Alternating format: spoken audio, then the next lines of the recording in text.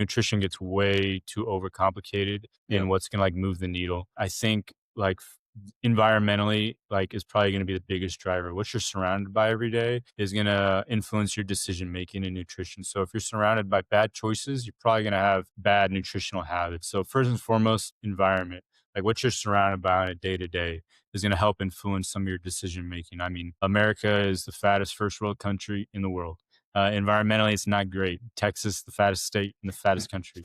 I mean, you and I know this. Like, there's a plethora of really good food. Yeah. Environmentally, it's not the best for decision making. So, when you're growing up in this environment, it's all you know. It's hard to find that lane. So, like, what's a good environment? I think nutrition is simple if it's just real whole foods. Like, I don't think it needs to get overcomplicated with like you need to be consuming a certain amount of calories, these specific micronutrients at this time. Like that gets way too complex if you don't have like the basic stuff figured out as far as like just eating whole foods and then eating enough and then like environmental. So how can we influence that stuff? So environmentally is like, it's really easy as far as like when you're putting in your pantry or what you're providing for your kids or in your locker room is like I'm saying, just whole food, real food options. Like when you're looking at ingredient lists, if you are buying something that's coming in a package, like a minimal ingredient list, like if there's anything like more than 5 ingredients, like you should probably be questioning like if you actually need it. Like ingredient, like when you're looking at that stuff, the least amount of ingredients, the better. This probably means like you're eating like a real whole food thing.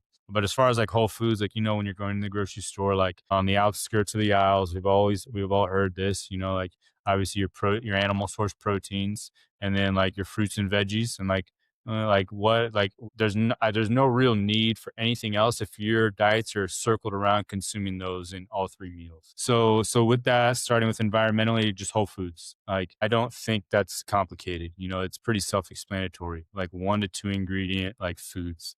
It should what you should be surrounded by and what should be like on your plate for all three meals. So with that and like females in my experience as far as like getting more into the nuance of like macronutrients again, why is America the fattest country is because our macronutrient profile is predicated on carbohydrates. Like most of our meals are built around like a carbohydrate being like the prime of like your dinner, like a pasta or a pizza, a sandwich, something along those lines. Like the carbs are the driver of the meal. If we can flip the script and make the protein like the main source and the driver of all three of your meals instead of a carbohydrate, and the carbohydrate being a complement to those three meals, because I don't think young females eat enough protein. I think it's because there's like a nuance in maybe social media or growing up that they think like you eat a lot of protein and you're gonna look like a man, you're gonna get bulky, which we we all know is not the case. There's a lot of hormonal Hmm. factors that go into play that you do not need to worry about as a young female.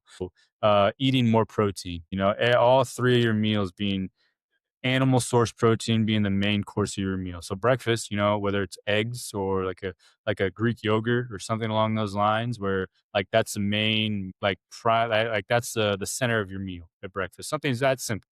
Lunch, same thing, animal source protein, beef, chicken, freshwater fishes, something along those lines, same thing with dinner. Like if that is the primary, like the star of all three of your meals, and then you're eating enough of it, which is also gets in like individual nuances. I don't want to like throw numbers out there because again, I'm not a dietitian or anything like that. But we're usually under eating. I think like 20 to 40 grams of an animal source protein at all three meals is like a really good check the box start if you don't know where to. And Google, you have Google. If you're not sure how much protein it is, like we're surrounded by information, it's not hard to find it. And so starting with that, and then with the carb source, being an athlete, obviously carbs are important, but sourcing is where I think we miss the boat a lot of times, the carbohydrates, where most of us, like when we're young and we're consuming information, we hear like you need carbs. So you go seek out like the easiest, fastest thing, which are going to be very like glucose derivative carbohydrates and refined carbohydrates and sugar. It's going to be sugar, So there's a like a we don't want to go down the road where sugar being like a prime carb. I can go down this tangent of sugar, but I think sugar's the enemy. So, well, what should our carb sources be if it's not like a refined carbohydrate? I think start with like fruits and veggies first and foremost. I for some reason like don't understand why when we're teaching kids about macronutrients that like we don't include where are we putting vegetables in the macronutrient profile? When we're always talking about macronutrients, it's like grains, pastas, and all that. Okay, then what is a vegetable? It's obviously not a protein. Like yeah, we're not putting it in a fat profile. It's obviously a carbohydrate. And obviously the macronutrients that come with that are going to be ultra beneficial and why you should be eating vegetables. But as far as like true carbohydrate macronutrients, where we should be sourcing the most of that, fruits and vegetables, and then again whole food things like potato starches, rices, oats, and I think grains can get a little complex in the U.S.